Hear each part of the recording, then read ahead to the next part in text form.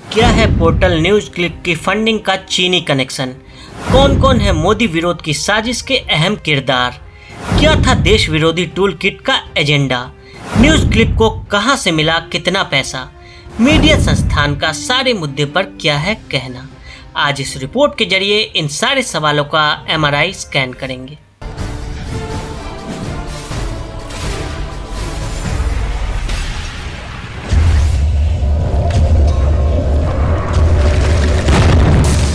नमस्ते, मैं हूं अभिनय आकाश और आप देखना शुरू कर चुके हैं प्रवास साक्षी का खास कार्यक्रम मोस्ट रिलायबल इंफॉर्मेशन यानी MRI। भारत के खिलाफ अंतर्राष्ट्रीय साजिश की बात नई नहीं है और न ही चीन का भारत विरोधी प्रोपेगेंडा कोई नई बात है, लेकिन अब भारत विरोधी अभियान के एक अंतर्राष्ट्रीय टूलकिट गैंग का खुलासा हुआ है।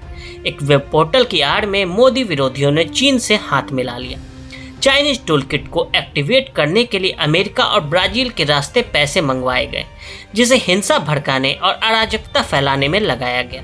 प्रवर्तन निदेशालय यानी ED ने मनी लॉन्ड्रिंग के मामले में जांच की तो कुछ चौंकाने वाले सच सामने आए। इससे ये पता चला कि कैसे एक न्यूज़ पोर्टल को विदेशी फंडिंग हुई है और कैसे उस पोर्टल के जरिए राजनीतिक दल और खुद को एक्टिविस्ट कहने वाले अर्बन नक्सलियों को पैसे पहुंचाए गए। भारत के खिलाफ चीन के इस चंदे पर बीजेपी ने हमला किया। बीजेपी के क्या है आरोप? भारतीय जनता पार्टी ने एक न्यूज़ पोर्टल को कथित संदिग्ध विदेशी धन प्राप्त होने की खबरों पर दावा किया कि भारत विरोधी तत्व विदेशी ताकतों के साथ गठजोड़ से देश की प्रतिष्ठा कम करने और मोदी सरकार को निशाना बनाने की साजिश का हिस्सा है। भाजपा प्रवक्ता संबित पात्रा ने संवाददाता सम्मेलन में न्यूज़ क्लिक पोर्टल की प्रवर्तन निदेशालय की जांच के बारे में मीडिया में आई खबरों का जिक्र किया और कहा कि उसे 9.59 करोड़ रुपए के प्रत्यक्ष विदेशी निवेश FDI तथा संदिग्ध उद्देश्यों के लिए 28.46 करोड़ रुपए प्राप्त हुए। बीजेपी ने प्रेस कॉन्फ्रेंस करते हुए खुलासा किया कि न्यूज़ पोर्टल न्यूज़ क्लिक सरकार को बदनाम करने के लिए विदेशों से फंडिंग ले रही है और पूरा पैसा हवाला के जरिए आ रहा है। बीजेपी का कहना है कि न्यूज़ क्लिक को विदेशों से करोड़ों रुपए मिले हैं। हवाला के जरिए बाकायदा देश और सरकार को बदनाम करने के लिए न्यूज़ क्लिक में निवेश किया गया है। न्यूज़ क्लिक विदेशों से करीब 30 करोड़ रुपए मिले हैं। सरकार को बदनाम करने के लिए एक प्राइस टैग भी तय किया गया था और हवाला के जरिए ये पूरा लेन देन हुआ है। उन्होंने आरोप लगाया कि यह धन भीमा कोरेगांव मामले में आरोपी गौतम नवलखा सहित विभिन्न लोगों को पहुंचाया गया। उन्होंने दावा किया कि भारत विरोधी भावना भड़काने, प्रधानमंत्री नरेंद्र मोदी को अपशब्द कहने और विदेशी ताकतों के लिए दुष्प्रचार करने की कीमत थी।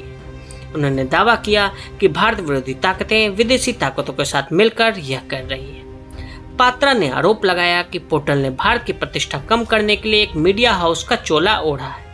भाजपा प्रवक्ता ने कहा कि भारत के मुख्य धारा के कुछ नेता और विदेशी ताकतों तथा इस तरह के कुछ पोर्टल सुनियोजित तरीके से एक गिरोह के रूप में काम कर रहे हैं। पात्रा ने दावा किया कि जब भी कोई देश में नई चीज होती है, चाहे वो कोविड टीकाकरण नीति हो या सेंट्रल विस्टा परियोजना, कुछ लोग इसे निशाना बनाते हैं। उन्होंने आरोप लगाया कि ये घटनाएं भारत की प्रतिष्ठा कम करने के लिए इस तरह के अभियानों के पीछे विदेशों से धन प्राप्त होने और विदेशी साजिश की भूमिका को उजागर करते हैं। पात्रा ने कहा कि सेंट्रल विस्टा परियोजना को अदालत से सहमति मिल गई, लेकिन कुछ लोग भारत की प्रतिष्ठा कम करने में अब तक लगे हुए हैं। अमेरिका के एक डिफेंस सप्लायर के साथ कंपनी बनाई। प्रवीर पुरकाष्ठा, नोवेल रायसिंघम के बीच कई ईमेल। चीन के हितों के लिए दोनों के बीच ईमेल। मोदी विरोध की साजिश के अहम किरदार। नोवेल रायसिंघम श्रीलंका और क्यूबा मूल के कारोबारी हैं जो अमेरिका में रहते हैं। प्रवीर पुरकाष्ठा बुद्धिजीवी कहलाते हैं और न्यूज़ क्लिक नाम की वेबसाइट के एडिटर हैं। गौतम नवलखा, इन्हें भी कुछ लोग बुद्धिजीवी बताते हैं, पुणे की अलगार परिषद केस में जेल में है। हिंदुस्तान के खिलाफ विदेशी ताकतों का अंतर्राष्ट्रीय टूलकिट तैयार करने वाले ये 3 चेहरे सामने आए हैं और असल में इन खेल में कितने मोहरे हैं इसकी जांच चल रही है। अब तक जो जानकारी सामने आई है उसमें 3 देशों चीन, अमेरिका और ब्राजील के नाम सामने आए हैं। TOI की खबर के अनुसार आरोप है कि चीन की कम्युनिस्ट पार्टी से जुड़े एक हैंडलर ने अमेरिका में रहने वाले नोवेल रायसिंघम की कंपनियों के जरिए भारत में न्यूज़ क्लिक वेबसाइट पोर्टल में पैसा लगाया। कुछ पैसा ब्राजील की डोविडास में भी रूट किया गया। इस पैसे के बदले में न्यूज़ क्लिक वेब पोर्टल के देश विरोधी एजेंडा फैलाया। न्यूज़ क्लिक को कुल मिलाकर 38 करोड़ रुपए मिले, जिसका इस्तेमाल भारत विरोधी गतिविधियों में किया गया। एफडीआई के जरिए 9 करोड़ 59 लाख रुपए, विदेशी संस्थाओं से 28 करोड़ 46 लाख रुपए यानी न्यूज क्लिक को कुल 38 करोड़ 5 लाख रुपए मिले। इस पूरे लेन देन में एफडीआई कानून और फॉरेन एक्सचेंज मैनेजमेंट यानी फेमा का उल्लंघन किया गया।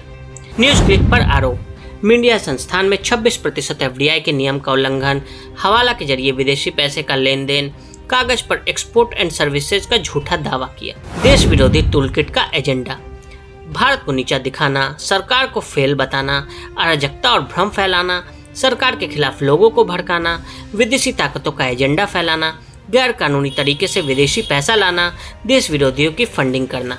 न्यूज क्लिक 2018 में बनी, तब से ही वो घाटे वाली कंपनी रही, लेकिन अमेरिका में बैठकर चीन की कम्युनिस्ट पार्टी का पैसा न्यूज क्लिक पोर्टल को भेजने वाले नोवेल राय सिंघम ने 10 रुपये के शेयर 11,500 रुपये के भाव से खरीदे। ईडी की जांच में यह भी पाया गया कि जिन 4 अमेरिकी कंपनियों के जरिए 28 करोड़ 46 लाख रुपए भारत भेजे गए, उन चारों का पता एक ही था। को पैसा कहां से मिला? Justice and education fund America ने 27 करोड़ 51 लाख रुपए दिए। जीएस पेन एलएलसी अमेरिका ने 26 लाख 98 हजार रुपए भेजे। दी ट्राइकॉन्टिनेंटल लिमिटेड अमेरिका के खाते से 49 लाख 31 हजार रुपए आए।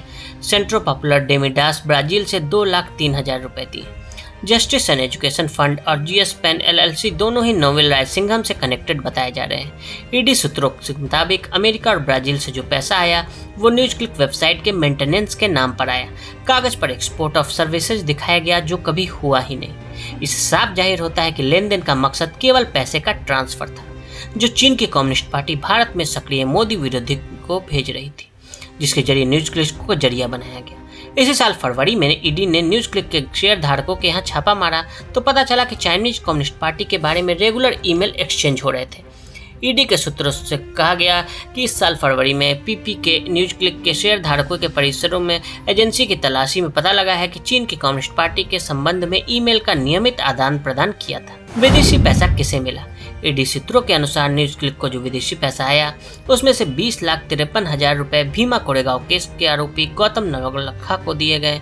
सीपीआईएम आईटी सेल के मेंबर बपादित्य सिन्हा को 52,09,000 रुपए मिले। जोसम राज नाम के एक इलेक्ट्रिशियन को 1.5 करोड़ रुपए ट्रांसफर किए गए।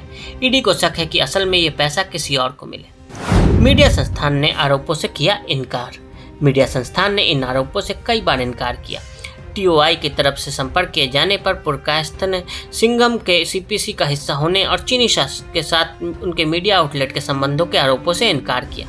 उन्होंने कहा कि सिंघम एक अमेरिकी नागरिक हैं जिन्होंने अमेरिका में एक सॉफ्टवेयर कंपनी लॉन्च की और उसे चलाया। बाद में उस कंपनी को लगभग 700-800 मिलियन डॉलर में बेच दिया। पोर्टल के संस्थापक ने कहा कि अगर ईडी के पास उनके खिलाफ कोई भी सबूत है उन्हें कोर्ट के सामने चार्जशीट में पेश करना चाहिए। उन्होंने कहा कि वो सुनवाई का सामना करने और कानूनी रूप से आरोपों का जवाब देने के लिए तैयार है।